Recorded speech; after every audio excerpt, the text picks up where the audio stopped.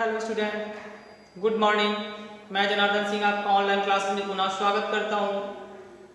जैसा कि हमने पिछले वीडियो में आपको एनिलीन की रासायनिक गुणों के विषय में हमने आपको समझाया था, आज हम पुनः उन्हीं गुणों को आगे आने वाली रिएक्शंस के विषय में हम आपको और बारीकी से समझाएंगे। तो इसलिए आप क्रम से इस वीडियो को देखने की कोशिश कीजिएगा। तो चलिए देखते हैं एनिलीन की रासायनिक गुण, यानी अगला नंबर आप में कैसे लिखेंगे। तो जब एनिलीन की क्रिया एसिटिक एनहाइड्राइड से कराते हैं, तो आपने एनिलीन का फार्मूला क्या लिखा था, C6H5NH2 acetic anhydride CH3COO CH3COO और बीच में क्या लगा दें, O PDD। देखिए क्या बन के जाएगा, एक H इतने को अगर मिल जाए तो ये क्या बना के निकाल देगा, CH3COOH। शेष क्या बच गया आपके पास, तो आप देख रहे होंगे कि हमारे पास शेष क्या बचा, C6H5NHCO बचा। तो आप लिख सकते हैं C6H5NHCOCH3। इसे क्या कहते हैं, क्या है, इसे कहते हैं एसीटेनिलाइट।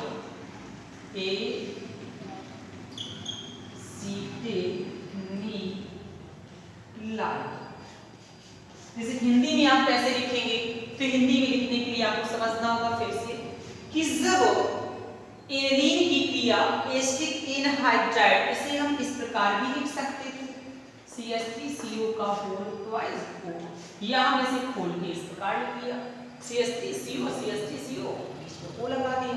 तो ये एक H इसके साथ आ जाएगा, क्या बन जाएगा जाकर के, एसिटिक अम्ल बन के निकल गया और शेष बचा आपने जोड़ के लिख दिया, इसे कहते हैं एसीटेनिलाइट। तो आप हिंदी कैसे लिखेंगे, जब एनिलीन की क्रिया एसिटिक एनहाइड्राइड से प्रीडीन की उपस्थिति में कराते हैं तो एसीटेनिलाइट बनता है। ये क्रिया एसिटिलीकरण, ये क्रिया कौन सी कहलाती है, तो एसिटिलीकरण अभिक्रिया कहलाती है। इस प्रकार आपने ये भी रासायनिक गुण आपने कंप्लीट कर लिया। अब हम थोड़ा सा आगे और आ जाते हैं कि जब एनिलीन की क्रिया बेंजल्डिहाइड से करा दे या कोई भी एल्डिहाइड से करा दे, तो क्या बन के जाएगा, इसे भी देख लेते हैं। C6H5NH2 की क्रिया मान लो हमने बेंजल्डिहाइड ले लिया, तो ये क्या बना देगा, ये दोनों H क्या ले जाएंगे, O को ले जाएंगे, क्या बना के निकाल देंगे, H2O बना के निकाल देंगे। शेष क्या बच गया, C6H5 CH O हटता है तो डबल बॉन्ड बच गया आपके पास, C6H5 CH डबल बॉन्ड। शेष क्या बचा, NC6H5 NC6H5, इसे कहते हैं सिप बेस, यानी सिप अभिकर्मक। तो आप हिंदी कैसे लिखेंगे, जब एनिलीन की क्रिया बेंजल्डिहाइड से कराते हैं तो सिप अभिकर्मक बनता है। इस प्रकार आप रिएक्शंस दे सकते हैं। अगले नंबर पे आ जाते हैं कि जब एनिलीन की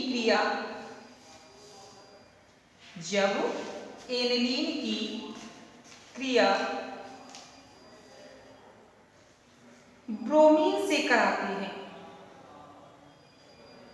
जब एनिलीन की क्रिया ब्रोमीन, अब हम आ जाते हैं रिंग में रिएक्शन, यानी बेंजीन रिंग की रिएक्शन आप कैसे करेंगे, ये तो आपके पास सूत्र की रिएक्शन थी।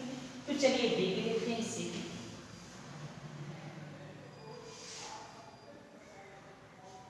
देखिए हमने रिंग में आपको बताया था कि इस प्रकार हम लिख सकते हैं।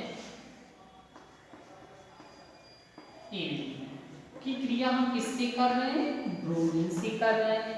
तो ये क्या बना देगा? ब्रोमीन जल है ये, ब्रोमीन जल। तो ये क्या बना के जाएगा? अब आप समझ रहे होंगे कि कैसे हम रिएक्शंस को कंप्लीट करें।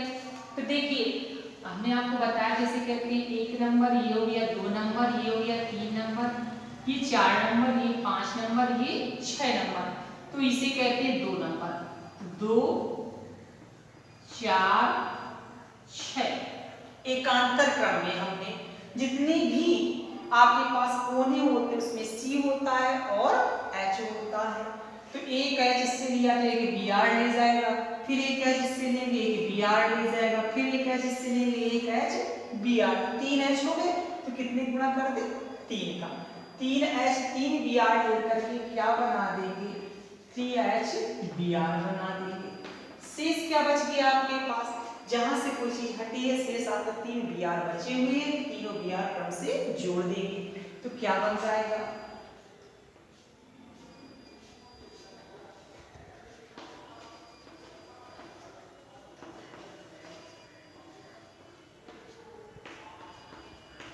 देखिए कितने भी जोड़ा है? 2, 4, 6 भी जोड़ा है। ट्राई ब्रोमो एन इस प्रकार आप लिख सकते हैं। पीला अवक्षेप होता है, कैसा अवक्षेप होता है? पीला। तो लिखिए कैसे आप? जब एनिलीन की क्रिया ब्रोमीन जल से कराते हैं तो 2, 4, 6 ट्राइब्रोमो एनिलीन जो पीला अवक्षेप होता है कंप्लीट। इसके बाद आप रिएक्शंस को लिख देंगे। अब हम थोड़ा सा और आगे बढ़ते हैं तो हमारे पास आ जाता है अगली रिएक्शंस में कि एनिलीन की क्रिया यदि हम किसी अम्ल से करा दें,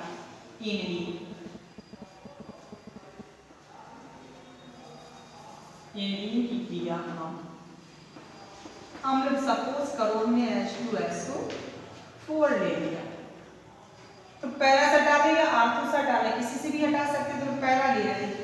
एक H एक O को लेकर के क्या बना देगा? H2O बना देगा। शेष क्या आपके पास बच गया? करके ऊपर H2 बच गया, नीचे आपने SO3 H जोड़ दिया, तो पैरासल्फोनो एनिलीन आपका बनकर के तैयार हो गया। इस प्रकार आपने रासायनिक गुणों को कंप्लीट किया। अब हम आ जाते हैं एनिलीन के उपयोग क्या होंगे? एनिलीन के उपयोग, तो एनिलीन के उपयोग को भी देख लेते हैं।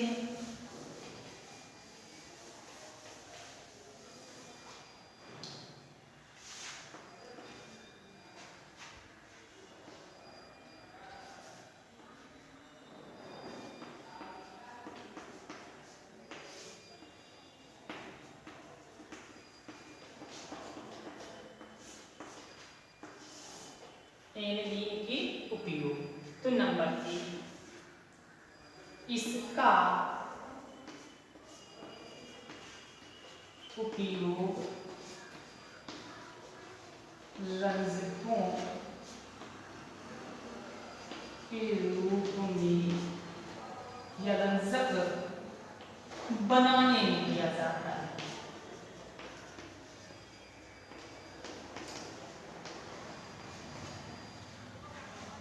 नंबर 2 इसका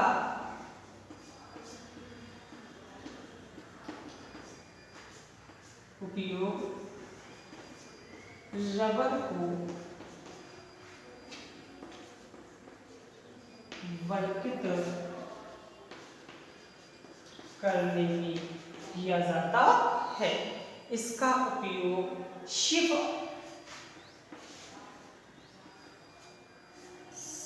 अभिकर्मक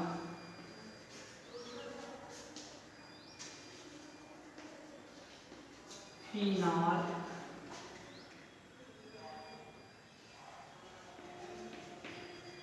क्लोरोग्राफी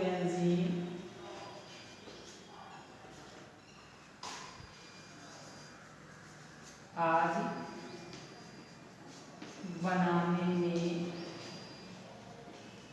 किया जाता है। तो आप कैसे लिखेंगे, फिर से देख लेते हैं एकदम। इसका उपयोग रंजकों के निर्माण में किया जाता है। इसका उपयोग रबर को वल्कित करने में किया जाता है। इसका उपयोग सिर्फ अभिकर्मक, क्लोरोबेंजीन, फिनॉल आदि कार्बनिक एरोमेटिक बनाने में किया जाता है। इस प्रकार आपने एनीन चैप्टर को कंप्लीट किया। अब हम आपको अगले वीडियो में अगले टॉपिक के विषय में बताएंगे। जो भी टॉपिक आपको समझ में आएगा उसी टॉपिक को पहले हम लेंगे, जिससे आपकी तैयारी और अच्छी हो जाए। आज के लिए इतना ही, धन्यवाद।